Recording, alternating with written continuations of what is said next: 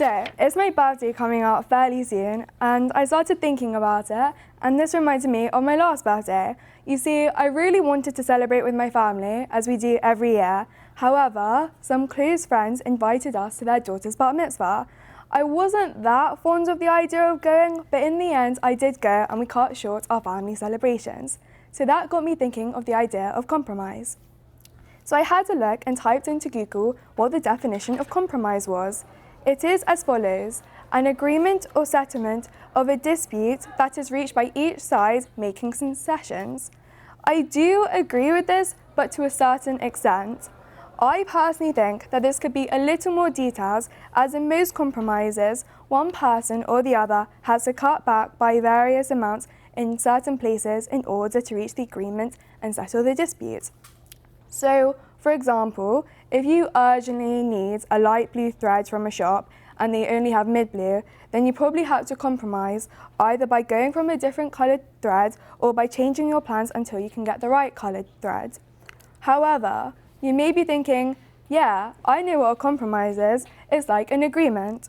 I can say that these two ideas are very similar in writing, but extremely different in person. With an agreement, both the people's criteria is filled, but with a compromise, one or both have to cut back in order to meet at the same level. There are many different levels of compromise, ranging from settling a dispute between two friends to settling a rivalry between two countries. But now that I have stated the idea of compromise, today I would like to talk to you about personal compromise. So, a couple of weeks ago, when my sister was home from uni, we both wanted to study at our dining room table. I had important exams coming up, and my sister just wanted to make notes. Obviously, at the time, I thought my case was much more valid and I was in the right, and between you and me, I still think so. We both found it so hard to make a compromise in this matter, as at the time, I even thought that her presence at the table would distract me.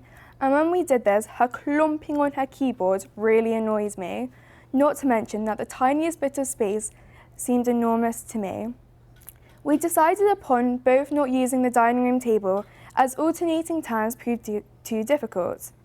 Another example is when I was at school the other day, both me and a fellow student wanted to use the same coloured paint in the art lesson. It was so easy to decide who would go first, as we were both polite to each other and got on with what we were doing. For this, I let her go first while I occupied myself with another part of the painting. I think the outstanding difference between these two examples is that with a family member or a close friend, you are much more likely to let out your raw emotions and not be shy when wanting something, so you will not care about making an impression, as they have probably seen you at your worst. However, when you are with an acquaintance, you want to create an image to this person and give a polite front, as you most likely care what they think and would want them to view you in a good way. I think this stems from a human necessity to be liked by others. Compromise is such an important aspect of our day-to-day life. One major aspect of your day-to-day life is interacting with other people, which is a succession of constant compromises. It's quite hard not to interact with others every day, as you see people at home, at school, on your way to and fro places, and probably in any other activities.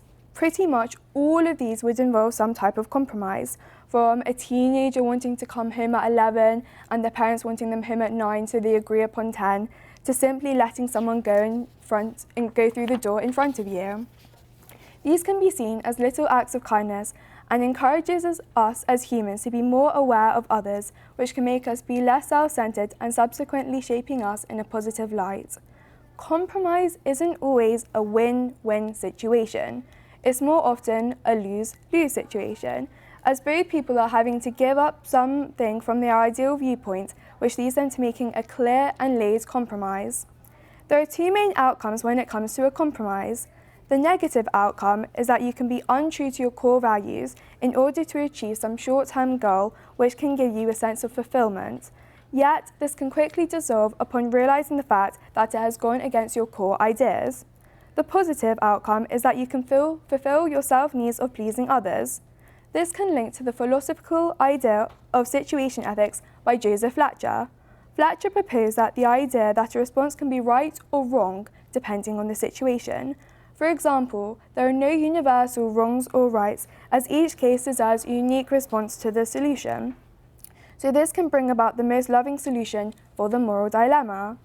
I think that this can be easily applied to compromise, as there are never any do's and don'ts when reaching an agreement, as in that particular situation, your adrenaline can bring about a fight or flight response linking to your instinct or your fight mode, as you want linking to your instinct reaction. So in a situation with a close friend or family member, you're most likely to use your instinct or fight mode, as you want the best for yourself and for them, and your instinct will provide you with your raw opinion on the matter. However, with an acquaintance, you're more likely to exhibit a flight mode rather than a gut reaction, as you'll take a moment to think, hang on, what should I say to give myself the best impression? Another way to reach a compromise is making a pros and cons list. This can help you realise the main factors that you want and will allow you not to care so much about the irrelevant things.